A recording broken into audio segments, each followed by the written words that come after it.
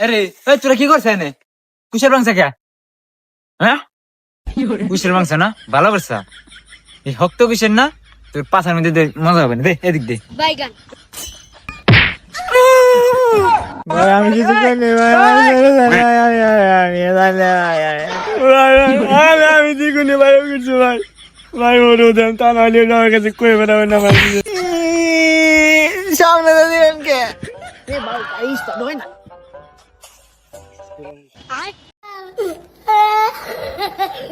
আমার কিছু করিনি ভাই পেয়ে দিবি আজকে